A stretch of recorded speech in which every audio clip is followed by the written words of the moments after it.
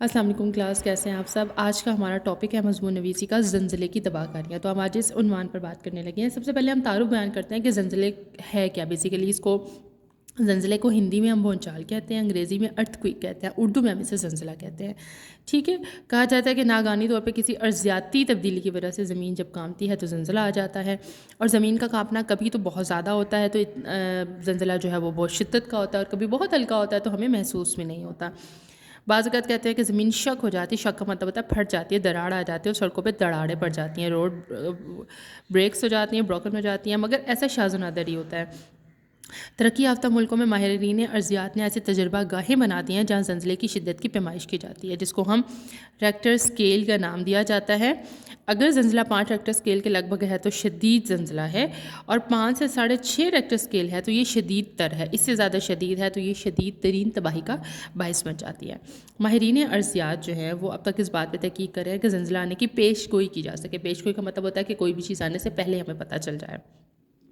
ابھی وہ اس پہ کامیاب نہیں۔ اب بات کرتے ہیں کہ جی زلزلے کیوں آتے ہیں۔ تو دنیا میں کہتے ہیں کہ کچھ ایسی ہماری زمین میں پلیٹیں پائی جاتی ہیں جو کہ بہت شدید گرم ہوتی ہیں، جس کے باعث جو ہے زلزلہ متوقع ہوتا ہے۔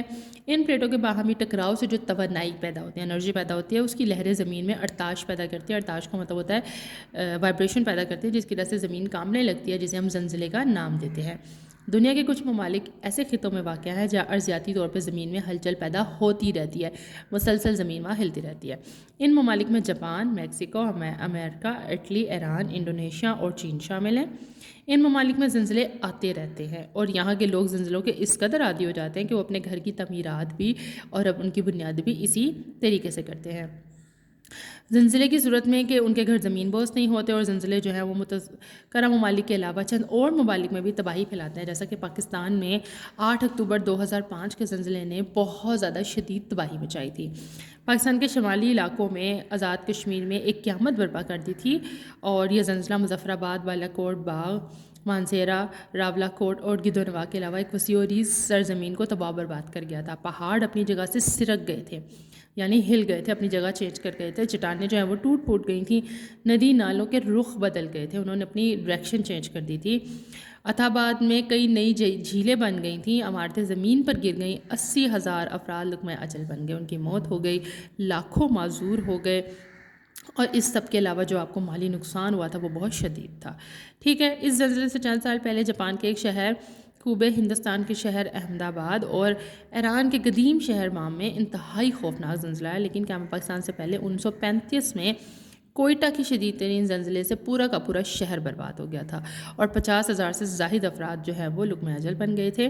اکتوبر 2015 میں بھی شمالی پنجاب اور خیبر پختونخوا میں شدید زلزلہ آیا، جس کی شدت ریکٹر اسکیل پر 7.3 تھی، 7.3 تھی۔ اس زلزلے نے بعض شمالی علاقوں میں بہت بڑی تباہی مچائی تھی، اور سینکڑوں لوگ جو ہیں وہ مارے گئے تھے، اور ہزاروں بری طرح سے زخمی ہو گئے تھے۔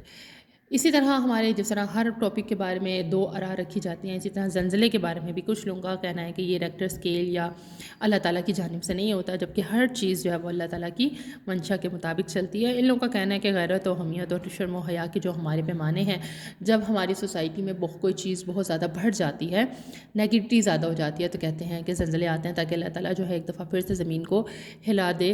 لیکن یہیں پہ ایک تھوڑا سا مذاقہ خیز ہے کہ عقیدہ ہے ہندوؤں کا، وہ کہتے ہیں کہ زمین گائیں، ایک ان کی گائیں ہیں جنہوں نے زمین کو جو ہے اپنے ایک سینگ پہ اٹا رکھا ہے، اور جب کبھی کیا ہوتا ہے کہ وہ بیچاری تھک جاتی ہے تو وہ اپنے ایک سینگ سے زمین کے بوجھ کو دوسرے سینگ پر منتقل کرتی ہے، اور ایسے سچویشن میں جو ہے وہ زلزلہ آتا ہے۔ اور جہاں تک ایک اردو شعری ادب کا تعلق ہے تو کسی شاعر نے زلزلے کے بارے میں بہت خوبصورت کہا ہے کہ بے سبب زلزلہ عالم میں نہیں آتا ہے، کوئی بے تاب تہ خیق تڑپتا ہوگا، کہ زمین کی تہ کے نیچے کوئی بیچارہ تڑپ رہا ہوگا، اس طرح سے ہے جو زمین کانپنا شروع ہو گیا۔ خیر یہ ایک بے بنیادی باتیں ہیں، زلزلہ ایک حقیقت ہے جو کہ اللہ تعالیٰ کے حکم کی ہی وجہ سے آتا ہے، اور ڈیفینیٹلی زمین کے اندر کچھ ارضیاتی تبدیلیاں ہوتی ہیں، وہ سب کے باعث بنتا ہے۔